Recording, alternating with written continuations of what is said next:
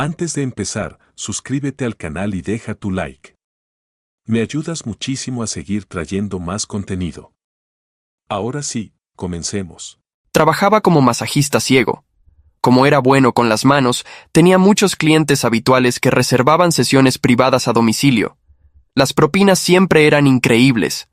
La gente suele ser generosa cuando cree que no puedes ver la vida que llevan. Entonces, un día, mi vista regresó de repente. Fue un milagro que no podía explicar. Pensé en contárselo al mundo, pero luego me di cuenta de que ganaba el triple que un masajista vidente. Decidí mantener la farsa, pero esa única elección me llevó a un recuerdo que todavía me persigue hasta el día de hoy. Mi clienta para esta sesión era una mujer llamada Millie. Tenía poco más de 30 años, y era una de mis clientas habituales más frecuentes. Toqué el timbre de una enorme y lujosa villa en las afueras de la ciudad. En la época en la que era verdaderamente ciego, solo sabía que vivía en un barrio tranquilo y pagaba mejor que nadie. Ahora que podía ver, era obvio que nadaba en dinero.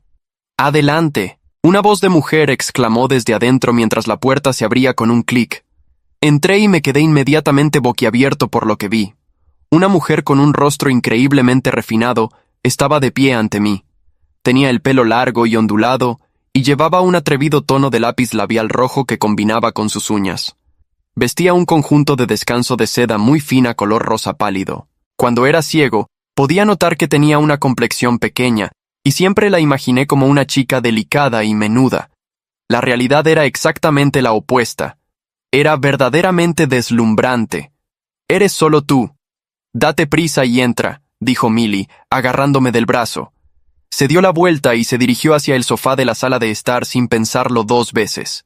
Fingí, golpeando mi bastón blanco en el suelo mientras la seguía, moviéndome con ese andar vacilante y practicado. Detrás de la sala de estar, había un exuberante patio trasero rodeado por un enorme muro de piedra. Cerca de las puertas de cristal, ya estaba preparada una camilla de masaje profesional. Antes de que pudiera llegar a la camilla, vi un movimiento en las escaleras. Un joven de poco más de 20 años bajaba sigilosamente desde el segundo piso. Solo llevaba puesta una cómoda bata de baño blanca, con un estilo muy casual. No llevaba zapatos, probablemente para que yo no lo escuchara. Le lanzó un saludo a Millie y le hizo varios gestos muy amigables. Luego se escabulló por la puerta trasera. Mantuve mi rostro neutral, pero mis ojos se desviaron hacia una foto enmarcada en la pared. Era una foto de boda de Millie y un hombre que debía tener al menos 60 años. Estaba ocultando un gran secreto en sus caras mismas, pero, por otro lado, ella estaba en la flor de la vida. Ese hombre mayor probablemente no podía seguirle el ritmo. Caminé hacia la camilla, usando mi bastón para sentir los muebles a mi alrededor. ¿Dónde nos enfocamos hoy, Millie? Millie se acercó y me tomó de la mano. «Sígueme». Su voz sonaba exhausta, pero había un extraño y persistente rastro de satisfacción en ella. A medida que se acercaba, me invadió el aroma de su perfume y la calma de su ser. Me llevó a la mesa y dejó que su chaqueta se deslizara de sus hombros antes de acostarse boca abajo. «Empecemos». «Tengo una reunión más tarde», murmuró. La vista frente a mí hizo que mi corazón diera un vuelco. Tuve que recordarme a mí mismo mi rol profesional. Me obligué a concentrarme. Abrí la botella de aceite esencial y comencé la sesión. En el momento en que mis manos tocaron su piel, un gran suspiro escapó de sus labios. Pareció darse cuenta de cómo sonaba y se disculpó rápidamente. «Siento mucho eso, estaba tan exhausta de ayer». Me reí suavemente. Me preocupaba estar siendo demasiado brusco ya. Millie giró la cabeza ligeramente para mirarme. «En realidad, quiero que lo hagas más fuerte. Realmente necesito liberar algo de tensión. Haré lo mejor que pueda, solo dime si es demasiado. Por cierto, ¿has estado teniendo problemas para dormir últimamente?», pregunté, trabajando los músculos de sus hombros. «¿Cómo lo supiste?», preguntó, con la voz tensa mientras intentaba reprimir otro sonido. «Puedo sentirlo en tus puntos de presión. Tu flujo de energía está completamente bloqueado». Presioné en un punto específico de su cuello. Todo su cuerpo se sacudió y un suspiro más leve salió de su garganta. «Lo siento mucho». «¿Te lastimé?». Millie parecía sentirse aliviada. No te detengas. Sigue haciendo exactamente eso. Eres el único que realmente sabe lo que hace. Otros masajistas solo hacen los movimientos por compromiso. ¿Hay alguna forma de solucionar este insomnio? No he descansado bien en días, preguntó, mordiéndose el labio inferior. Es posible, pero tendría que hacerte un masaje de tejido profundo en el cuello y la espalda. Va a ser bastante intenso, y no estoy seguro de que puedas soportar el dolor. Por lo que estaba sintiendo, su cuerpo realmente estaba llegando a un punto de quiebre. Su flujo sanguíneo estaba restringido por años de estrés y mala postura. Si no lo arreglaba, iba a terminar en el hospital. Millie no lo dudó. Está bien, haz lo que tengas que hacer. Puedo soportarlo. Cambió de posición en la camilla para darme mejor acceso. Dejé de contenerme. Abrí una botella nueva de aceite, me cubrí las manos y comencé una rutina estándar de tejido profundo en su cuello.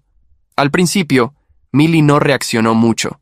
Claramente estaba tratando de mantener la compostura. Eso cambió cuando llegué a la base de su cuello. Sentí un enorme y duro nudo justo sobre su columna.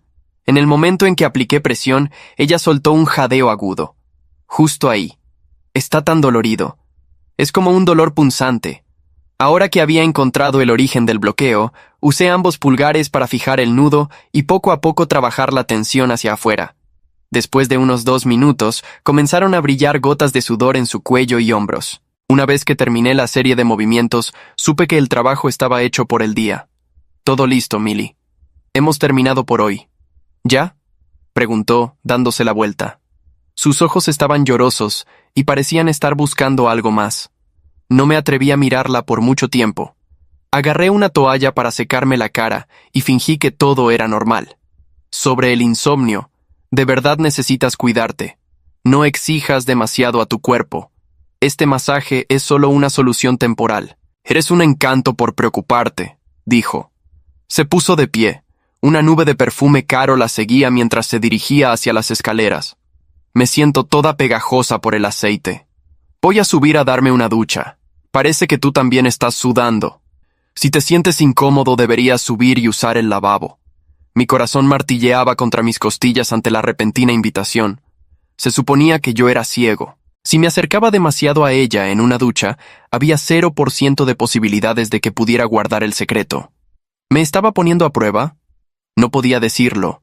La mayoría de las mujeres dudan acerca de los masajistas masculinos, pero la parte de la ceguera usualmente las hace sentir seguras. Si combinas eso con el hecho de que no era exactamente feo, yo era bastante popular entre la clientela femenina. Millie no era mi primera clienta en ser amigable, pero definitivamente era la más audaz. Lo pensé durante 3 segundos antes de decidir declinar. Si el spa descubría que estaba quebrando reglas internas, me despedirían. Si Millie descubría que estaba fingiendo mi ceguera, me demandaría o algo peor. Me encantaría, pero la tienda está a tope hoy. No puedo ausentarme por mucho tiempo. Mentí, empacando mi bolso. Me despedí y prácticamente salí corriendo de esa villa. Trabajé hasta mucho después de la medianoche de regreso en la clínica, antes de finalmente dirigirme a mi pequeño apartamento. Acababa de terminar mi propia ducha y estaba listo para desmayarme cuando mi teléfono vibró en la mesita de noche. Era Millie. ¿Por qué llamaba tan tarde? Dudé. Luego presioné el botón verde. ¿Hola? ¿Por qué tardaste tanto en contestar? Su voz cansada y perezosa se deslizó por el altavoz. Lo siento, Millie.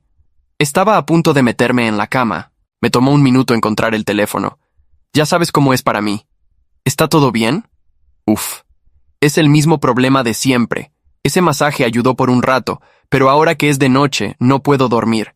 ¿Puedes venir ahora mismo y trabajar en mí otra vez? Millie era hermosa y su vibra era de primer nivel. Era más atractiva que la mayoría de las celebridades en la televisión. Cualquier hombre soñaría con una mujer como ella, y yo no era la excepción, pero conocía mi lugar. Las mujeres así eran un gran enigma para chicos como yo. Millie, es mitad de la noche. Probablemente no sea una buena idea, tartamudeé. No te preocupes por eso. Solo pide un Uber. Haré que valga la pena. Te pagaré el doble. Ya que lo dijo de esa manera, realmente no podía decir que no. Después de todo, estaba haciendo este trabajo por el dinero, y Millie era una mina de oro.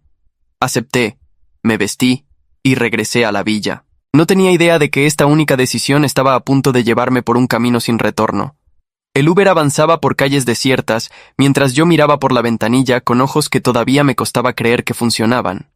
Hacía apenas 3 meses que había recuperado la vista, y todavía había momentos en los que la sobreabundancia visual me aplastaba. Los carteles de neón reflejados en el asfalto mojado, las sombras jugando entre los árboles, los detalles que antes solo existían en mi imaginación. Esa noche, mientras el auto doblaba hacia el barrio residencial donde vivía Millie, noté algo que en mi época de ceguera habría pasado completamente por alto. Un vehículo negro estacionado a media cuadra de la villa. No era el tipo de auto que se veía en ese vecindario. Era enorme, con vidrios polarizados y sin placas visibles. El tipo de vehículo que pertenece a alguien que prefiere no ser recordado. Salí del Uber y me ajusté el bolso al hombro. El bastón blanco, que ahora era solo un accesorio de teatro, golpeó el suelo con ese ritmo que había perfeccionado durante años de ceguera genuina. Me acerqué a la entrada principal, pero algo me detuvo. Un instinto. Una señal que no supe leer hasta que fue demasiado tarde. La villa estaba iluminada de forma diferente a la tarde. Las luces del primer piso parpadeaban con una intensidad extraña. A través de las persianas semicerradas podía ver sombras moviéndose, pero no eran las sombras perezosas de alguien caminando hacia la cocina en busca de un vaso de agua. Eran sombras de movimientos tensos, calculados. Toqué el timbre. Silencio. Esperé 10 segundos y lo volví a presionar. La puerta se abrió de golpe. Millie estaba frente a mí, pero no era la Millie de la tarde. Tenía el maquillaje corrido, el camisón de seda arrugado y los ojos enrojecidos. Había estado llorando, o algo que se le parecía mucho. Sonrió de todas formas, esa sonrisa calculada que las mujeres bellas aprenden a usar como escudo. Llegaste rápido. Pasa. Su voz era demasiado controlada, demasiado plana. Fingí tropezar ligeramente con el umbral de la puerta, el movimiento clásico del ciego que entra a un espacio nuevo. Ella me tomó del brazo, pero su agarre era diferente, apretado, como el de alguien que se aferra a algo para no caerse. Entré a la sala de estar. No estaba vacía. Sentado en el sofá principal, con una copa de whisky en la mano y las piernas cruzadas con la comodidad de alguien que nunca ha necesitado pedir permiso para ocupar un espacio, estaba un hombre. Llevaba un traje gris oscuro que debía costar más que mi sueldo de 3 meses. Tenía el cabello blanco, perfectamente peinado, y una expresión que no era de sorpresa ni de incomodidad. Era de evaluación. Me estaba midiendo. Yo, por supuesto, mantuve la mirada perdida en el vacío, la expresión neutral del ciego que no sabe que hay alguien más en la habitación. Golpeé suavemente el borde del sofá con el bastón, como si estuviera orientándome. «Disculpe, no sabía que había compañía», murmuré. El hombre no respondió de inmediato. Tomó un sorbo lento de su whisky y me estudió con esa frialdad que solo tienen los hombres que han aprendido que el silencio es una forma de poder. «Así que tú eres el masajista ciego». Su voz era grave, sin acento particular. Era el tipo de voz que había dado órdenes durante décadas y se había acostumbrado a que se obedecieran. «He oído hablar mucho de ti». Ese «mucho» no sonó como un cumplido. Intenté procesar la situación con rapidez. El hombre en el sofá era, sin ninguna duda, el marido de Millie, el de la foto de boda, el que debía tener al menos 60 años. En persona era diferente a como lo había imaginado. No parecía un viejo decrépito casado con una mujer joven por vanidad. Parecía alguien con autoridad real, con conexiones reales, con peligro real. Millie se movió detrás de mí, demasiado cerca. «Puedo explicarte lo del masaje, cariño. Es terapéutico. Me ayuda con el insomnio». El marido levantó una mano, el gesto de quien no necesita que le expliquen nada porque ya lo sabe todo. «No es necesario que te justifiques». Su voz no tenía rabia. Tenía algo peor. Calma. Se puso de pie. Era más alto de lo que parecía sentado.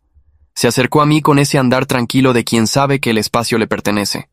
«¿Su nombre?», me lo preguntó directamente. Le dije mi nombre. «Permítame». Extendió la mano. Yo la tomé. Era un apretón firme, el de un hombre que ha evaluado a miles de personas a través de un simple contacto. «¿Cuánto tiempo lleva trabajando con Millie?» «Aproximadamente 2 años», respondí, manteniendo la voz tranquila. «¿Y en todo ese tiempo, siempre hace visitas nocturnas?» Dejé que el silencio hiciera su trabajo antes de responder. «No es habitual, pero Millie mencionó que el problema del sueño era urgente, y decidí hacer una excepción». El marido asintió lentamente, como si estuviera archivando cada palabra que yo decía. «Es usted muy dedicado. ¿No tiene miedo de moverse solo de noche? Por lo de la vista me refiero». La pregunta tenía un filo que solo yo podía escuchar. «Uno aprende a manejarse», respondí. «La oscuridad es solo oscuridad. No cambia mucho para mí». Él se rió. Fue una risa corta, casi sin humor. Supongo que no. Se alejó hacia la ventana y yo aproveché ese segundo para mirar a Milly. Tenía los brazos cruzados sobre el pecho y los ojos clavados en el suelo. No parecía avergonzada. Parecía asustada. Eso me preocupó más de lo que debería haberme preocupado. El marido habló sin darse la vuelta. ¿Sabe qué es lo que más admiro de las personas que pierden la vista? Y no lo digo con crueldad, lo digo con genuino respeto, que aprenden a confiar en sus otros sentidos. El oído, el olfato, la intuición. Se dice que cuando pierdes uno, los demás se agudizan. Se volvió lentamente. ¿Es verdad? Era una prueba. No supe de qué tipo exactamente, pero era una prueba. Hasta cierto punto, dije. ¿Y cuál diría que es su sentido más agudo ahora? El tacto, respondí, levantando ligeramente las manos. Para eso trabajo. Él volvió a asentir. Esta vez la sonrisa llegó un poco más lento, y eso me gustó menos. Por supuesto. Se acercó al mueble bar junto a las escaleras y sirvió 2 dedos de whisky en un vaso limpio. Me lo ofreció, acercándolo a mi mano con la precisión de alguien que sabe que un ciego de verdad lo buscaría por el tacto. ¿Bebe? Tomé el vaso. Fue el primer movimiento en falso que estuve a punto de cometer. Lo tomé demasiado rápido, con demasiada precisión. Lo noté en el instante en que mis dedos envolvieron el cristal. Un ciego de verdad habría necesitado medio segundo más, un tanteo instintivo, un pequeño ajuste de la muñeca. Yo lo agarré como cualquier persona con vista normal agarraría un vaso. Él no dijo nada, pero me miró. Y en ese microsegundo de silencio, supe que algo había cambiado en la ecuación de esa noche. «No tiene que beberlo si no quiere», dijo finalmente. No me ofendo. Lo dejé sobre la mesita de café con cuidado.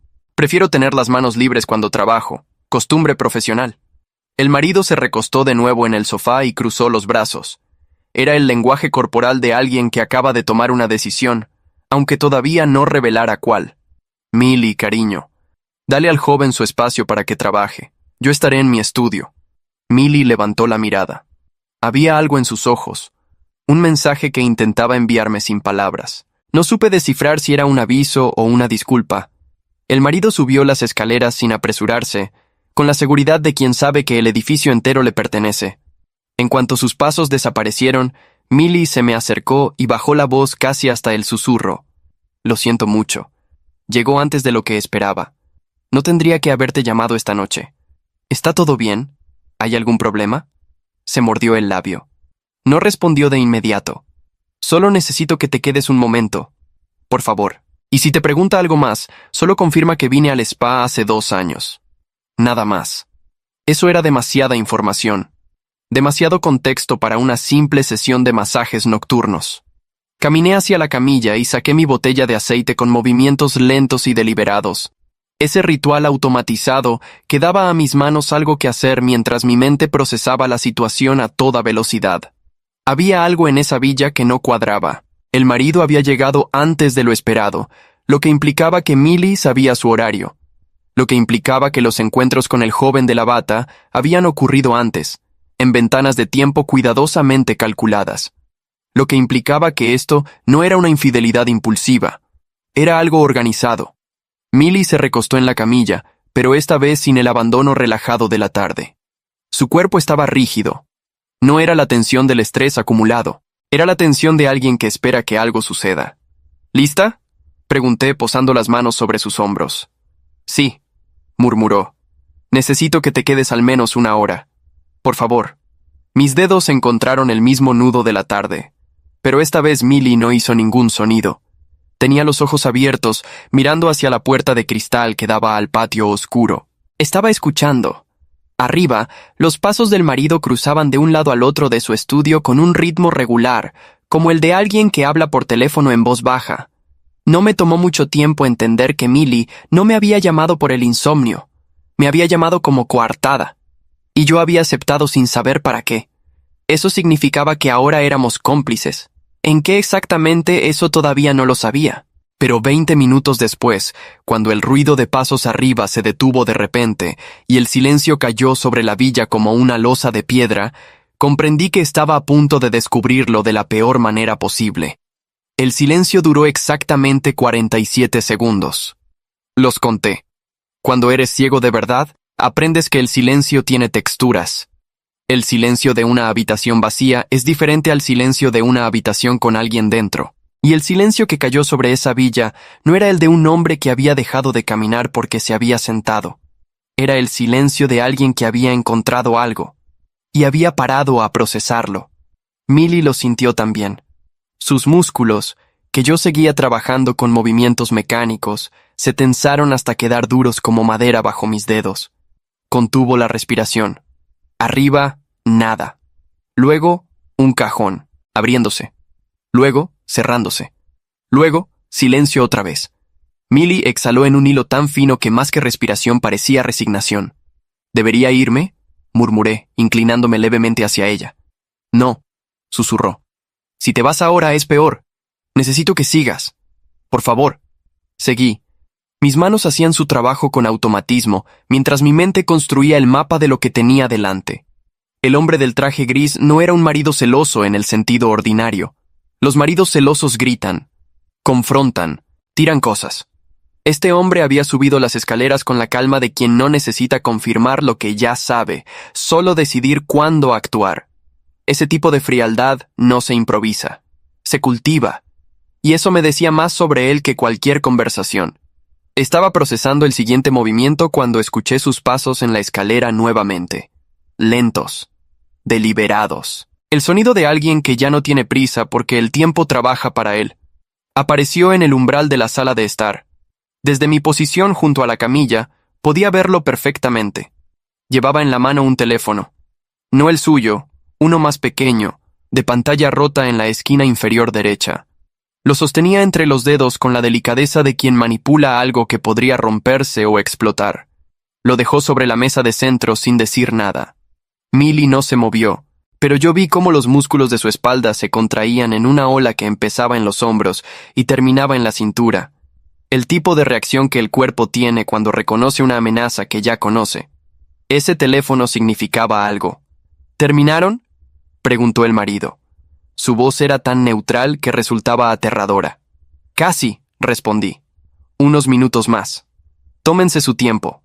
Se sentó en el sillón junto a la ventana, a un ángulo que le permitía vernos a los dos. Sacó su propio teléfono y pareció ponerse a leer algo, pero era una actuación. Los ojos de un lector se mueven. Los suyos estaban quietos. Nos estaba vigilando. Trabajé en silencio durante 10 minutos más, los 10 minutos más largos de mi vida, hasta que llegué a un punto donde detenerme era lo único natural. Todo listo por esta noche, anuncié, empacando el aceite. Milly se sentó en la camilla y se cubrió con la sábana. Sus movimientos eran lentos, cuidadosos, como los de alguien que intenta no hacer ningún ruido que pueda ser malinterpretado. El marido se puso de pie. Lo acompañaré a la salida, dijo. No era una oferta, era una instrucción. Caminamos hacia la puerta principal en silencio. Yo con mi bastón, él medio paso detrás, el tipo de distancia que no es accidental. Cuando llegamos al umbral, se detuvo y habló en voz muy baja, casi como si no quisiera que las paredes escucharan. Joven, ¿puedo hacerle una pregunta personal? Por supuesto. ¿Cuánto gana en una sesión como esta? La pregunta me tomó por sorpresa, aunque no lo demostré. Le dije el monto. Él asintió con la expresión de alguien que acaba de confirmar algo que ya esperaba. ¿Y las propinas son generosas? Suelen serlo. ¿Y le parece justo eso? ¿Que le paguen bien por hacer algo que cualquier persona podría aprender en un fin de semana? El filo de la pregunta estaba envuelto en cordialidad, pero era un filo de todas formas. El valor no está en el movimiento en sí, respondí. Está en saber dónde aplicarlo. ¿Y cuándo? Él me estudió durante un segundo. Interesante filosofía, dijo. Buenas noches. Cerró la puerta. Caminé hacia la calle con el bastón golpeando el pavimento. Mantuve el paso lento y vacilante hasta doblar la esquina, y solo entonces me permití respirar con normalidad. Me detuve junto a un árbol y apoyé la espalda contra el tronco. El vehículo negro seguía estacionado donde lo había visto al llegar, solo que ahora tenía las luces encendidas, y había alguien dentro. No podía ver el rostro desde esa distancia, pero podía ver la silueta. Alguien sentado en el asiento del conductor mirando hacia la villa, sin moverse, esperando. Saqué el teléfono y pedí el Uber. Mientras esperaba, observé el vehículo negro desde la sombra del árbol. El conductor no se movió en ningún momento. No revisó su teléfono. No encendió la radio. Solo esperaba. El Uber llegó y me fui. Durante el trayecto de regreso a mi apartamento, intenté ordenar lo que había visto esa noche en algo que tuviera sentido. Millie había usado mi visita como coartada. El marido había encontrado un teléfono, probablemente el del amante. Había bajado con él sin gritar, sin confrontar, con una calma que era mucho más peligrosa que cualquier escena. Y afuera había un vehículo con alguien que vigilaba. Eso no era una crisis doméstica, era algo más grande. Debería haberlo dejado ahí. Borrar a Millie de mi agenda, declinar cualquier llamada futura, seguir con mi vida. Era lo inteligente, era lo seguro. Y yo, que había sobrevivido años fingiendo ser ciego en un mundo que se mueve a toda velocidad, sabía perfectamente cuándo era momento de no intervenir. Pero a las 2 de la madrugada, cuando ya estaba de vuelta en mi apartamento y me preparaba para acostarme, llegó un mensaje de un número que no tenía guardado. Solo decía: sé lo que eres en realidad. Necesito hablar contigo. Es urgente. No le digas a nadie. Me quedé mirando la pantalla durante un largo momento.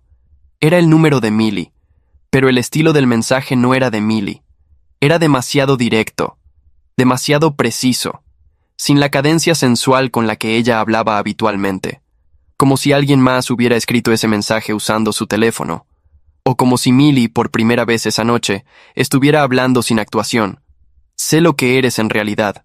Esa frase giró en mi cabeza como una hélice. ¿Qué sabía exactamente? ¿Que había tomado ese vaso demasiado rápido? ¿Que mis ojos se habían movido de la manera equivocada en el momento equivocado? ¿O sabía algo más? ¿Algo que yo no había considerado? No respondí esa noche. Me acosté en la oscuridad y miré el techo durante 2 horas, calculando. A la mañana siguiente, cuando llegué a la clínica, me encontré con algo que no esperaba. Mi jefe, el director del spa, me esperaba en su oficina con la puerta cerrada. Era un hombre práctico, reservado, de pocas palabras. La expresión que tenía cuando me hizo pasar era la de alguien que carga con información que preferiría no tener. «Cierra la puerta, por favor». Lo hice. Se cruzó de brazos y me miró fijamente. «El esposo de la señora Millie llamó esta mañana. Quiere contratarte de forma exclusiva, solo para su esposa. Pagaría el triple de tu tarifa actual. Dijo que puedes empezar de inmediato». El silencio que siguió fue diferente al de la villa. Este era una trampa, y yo estaba justo en el centro. «Eso no es todo», continuó mi jefe, bajando la voz. Antes de colgar, dijo algo más. Dijo que había investigado tu historial, que sabía dónde vivías, y que esperaba que fueras un hombre de confianza, porque los hombres de confianza siempre terminaban bien pagados. Hizo una pausa. Los que no terminaban tan bien. Mi jefe me miró como si esperara que yo tomara la decisión ahí mismo, en ese despacho pequeño que olía a café frío y a décadas de decisiones prudentes. No dije nada durante un momento. Luego pregunté si podía tener hasta la tarde para responder. Me dijo que sí, pero por la forma en que apartó la mirada, supe que él ya había tomado la suya. Era un hombre que sabía distinguir entre un cliente rico y un problema, y el marido de Millie era claramente las 2 cosas al mismo tiempo. Salí de esa oficina y me fui al único lugar donde podía pensar con claridad. El pequeño parque detrás de la clínica donde solía sentarme cuando todavía era ciego, orientando mi rostro hacia el sol como si eso compensara algo. Ahora lo hacía por costumbre. Cerré los ojos y desplegué todo lo que sabía. El marido conocía mi dirección. Eso era real. El marido había llamado a mi jefe en lugar de llamarme a mí directamente. Eso era un mensaje. Me estaba mostrando el perímetro de su poder antes de invitarme a entrar. Millie había enviado ese mensaje a las 2 de la madrugada. Sé lo que eres en realidad. No como amenaza, como llave. Y el vehículo negro. Siempre el vehículo negro. Abrí los ojos. El plan se formó despacio, como se forman las cosas que no pueden apresurarse. Pieza por pieza. verificando que cada parte sostuviera el peso de la siguiente. Había dos opciones: rechazar la oferta del marido y esperar a ver qué pasaba, o aceptarla y usar ese acceso para entender qué estaba ocurriendo realmente en esa villa. La primera opción era la de un hombre sensato. La segunda era la de un hombre que había decidido que la sensatez tiene un límite cuando alguien ya sabe dónde vives. Volví a la oficina y le dije a mi jefe que aceptaba. Esa misma tarde, Millie me escribió de nuevo.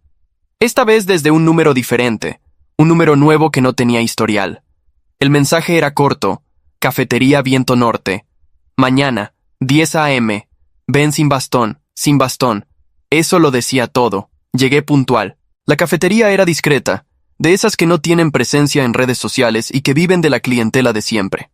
Millie ya estaba en una mesa del fondo, con un café sin tocar frente a ella y una gabardina de color camel que la hacía parecer alguien que prefería no ser reconocida. Me vio entrar. Me vio esquivar sin dudar la silla que alguien había dejado mal puesta en el pasillo. Sonrió, pero no era la sonrisa de la villa. Era algo más cansado, más honesto. Sabía que me sentaría frente a ella antes de que yo eligiera el asiento. ¿Desde cuándo? Fue lo primero que dije. ¿Desde cuándo sospecho? Desde la primera visita después de que algo cambió en ti. Hace unos 3 meses. Los ciegos desarrollan una forma particular de moverse en los espacios que conocen, y de repente tú te movías de otra manera en mi casa. Más fluido, sin los microajustes que uno hace cuando compensa la falta de visión. Tardé algunas sesiones en estar segura. La miré fijamente. ¿Y no me dijiste nada? No era una pregunta. Tampoco me convenía, respondió sin rodeos. Si eras ciego, eras seguro. Si no lo eras, eras algo más valioso. ¿Más valioso para qué? Tomó el café por primera vez. Lo sostuvo con las 2 manos como si necesitara el calor. Mi marido se llama Gerardo. Tiene 64 años y 2 empresas de logística que en el papel mueven mercancía legal entre países. Solo en el papel. Lo que mueve de verdad, lo que paga esa villa y ese traje y ese vehículo negro que seguramente viste afuera, eso no figura en ningún registro. La escuché sin interrumpir. Llevo 6 años casada con él. Los primeros 2 pensé que era solo un hombre duro con negocios grises. Los últimos 4 entendí que no tenía salida fácil. Gerardo no divorcia. Gerardo resuelve. ¿Y el joven de la bata? Se le endureció levemente la expresión. Mateo es el hijo de uno de los socios de Gerardo. Tiene 24 años y no sabe en qué mundo está parado. Empezamos a vernos hace 8 meses. Fue un error de cálculo de mi parte. Pensé que Gerardo nunca lo descubriría porque Mateo era la última persona que él sospecharía. Me equivoqué. ¿Encontró el teléfono? Asintió. ¿Sabe que lo sé? No. Todavía está en esa fase en la que disfruta saber algo que yo creo que él no sabe. Le da poder. Le gusta tener ese margen. Pero ya tomó la decisión. Solo está esperando el momento que más le convenga. Coloqué las manos sobre la mesa. ¿Por qué yo? Porque estás en una posición que no tiene precedentes. Tienes acceso a esa casa. Tienes la confianza que él mismo te está ofreciendo. Y eres la última persona que él va a vigilar, porque para él eres un ciego. Un instrumento. Alguien que está de su lado porque le paga bien. ¿Y qué necesitas exactamente? Pruebas. Gerardo tiene un estudio en el 2º piso que cierra con llave. Ahí guarda todo. Documentos, contratos, nombres. Yo no puedo entrar sin que él lo sepa. Pero tú entras a esa casa con una razón legítima. Y si en algún momento te quedas solo cerca de ese estudio, nadie cuestionará que un ciego se pierda por el pasillo equivocado. La miré durante un momento largo. Si hago esto y algo sale mal, no tengo ninguna protección. Sé lo del vaso, dijo en voz baja. Sé lo de tus ojos. Y si alguna vez necesito protección yo misma, esa información vale lo suficiente como para que los 2 tengamos razones para cuidarnos mutuamente. No era una amenaza. Era un contrato. Y era el contrato más honesto que me habían propuesto en mucho tiempo. Empecé esa misma semana. Las sesiones con Millie en la villa se volvieron rutina. Gerardo aparecía a veces, otras no. Cuando estaba, me saludaba con esa cordialidad estudiada de quien ya tiene ganada la partida y se puede permitir ser amable con los peones. Me hacía preguntas breves, siempre midiendo algo. Yo respondía con la misma economía, dándole exactamente lo que esperaba de un hombre que dependía de sus sentidos restantes para navegar el mundo. Lo que Gerardo no calculó fue que sus propias rutinas eran perfectamente visibles para alguien que podía ver. Aprendí que los martes y los jueves entraba al estudio antes de la cena, que dejaba el teléfono sobre el escritorio cuando bajaba a buscar algo, que el vehículo negro lo recogía los viernes a las 8 en punto, que la persona que conducía ese vehículo era siempre la misma, un hombre ancho de espaldas, con una cicatriz que le cruzaba el cuello de izquierda a derecha. Aprendí que Gerardo tenía un ritual antes de cerrar el estudio con llave. Revisaba el teléfono, apagaba la lámpara y luego bajaba a buscar su segunda copa de la noche. Ese intervalo entre la lámpara y la copa duraba exactamente el tiempo que tarda un hombre de 64 años en bajar 17 escalones con cuidado. Un martes, mientras trabajaba con Millie en la sala de estar, Gerardo subió al estudio a su hora habitual. Millie me miró. Yo asentí casi imperceptiblemente. «Necesito el baño», anuncié poniéndome de pie con el bastón. Gerardo no estaba en el pasillo. Millie me había indicado antes, en ese código minucioso que habíamos desarrollado sin necesidad de practicarlo, que el baño del primer piso estaría disponible. Pero que si alguien me encontraba subiendo, la explicación era simple. El de abajo estaba ocupado y yo me había desorientado. Un ciego puede desorientarse. Nadie lo cuestiona. Subí. El estudio era la tercera puerta a la izquierda. Estaba entornada, no cerrada con llave todavía. Gerardo estaba de espaldas a mí, inclinado sobre el escritorio, revisando algo en su teléfono. No lo vi a mí. Me detuve en el umbral exactamente 2 segundos. Vi lo que necesitaba ver. Sobre el escritorio, abierta a la mitad, había una carpeta con documentos membretados. Pude leer 3 nombres en el encabezado antes de dar un paso atrás con sigilo. Nombres de empresas. Una dirección en el exterior. Y un sello que reconocí porque lo había visto antes en las noticias, meses atrás, en un caso de lavado de activos que había terminado con varios ejecutivos arrestados y un par de personas que simplemente habían desaparecido. Bajé las escaleras. Entré al baño del primer piso, abrí el grifo y respiré. 3 semanas después, Millie me envió las fotos que yo le había descrito con precisión. Las había tomado ella misma en un momento en que Gerardo había bajado a atender una llamada larga y había olvidado cerrar el estudio. Las fotos eran nítidas, los nombres legibles, la conexión con el caso de lavado que yo había reconocido, verificable. Las enviamos de forma anónima al periodista correcto. No a la policía. A la policía no. Gerardo tenía nombres en la policía. Al periodista correcto. Y luego esperamos. No tuve que esperar mucho para saber que algo había cambiado. 3 días después de enviar las fotos, el vehículo negro dejó de aparecer frente a la villa. 2 días más tarde, mi jefe me llamó para decirme que el señor Gerardo había cancelado el contrato exclusivo sin dar explicaciones. Y esa misma noche, mientras estaba en mi apartamento revisando las noticias por rutina, encontré un artículo breve, casi enterrado entre otras notas, sobre una investigación fiscal abierta contra 2 empresas de logística por presunta vinculación con redes de blanqueo internacional. No había foto de Gerardo todavía, pero había nombres. Sus nombres. Apagué la pantalla y me recosté en el sofá con los ojos abiertos en la oscuridad. Esa oscuridad que yo ya no necesitaba temer, pero que todavía reconocía como un lugar familiar. Pensé que lo peor había pasado. Pensé que habíamos ganado. Fue el error más grande que cometí en toda esta historia, porque a las 6 de la mañana siguiente, alguien tocó a mi puerta. No llamó al timbre. Tocó. 3 veces. Con los nudillos.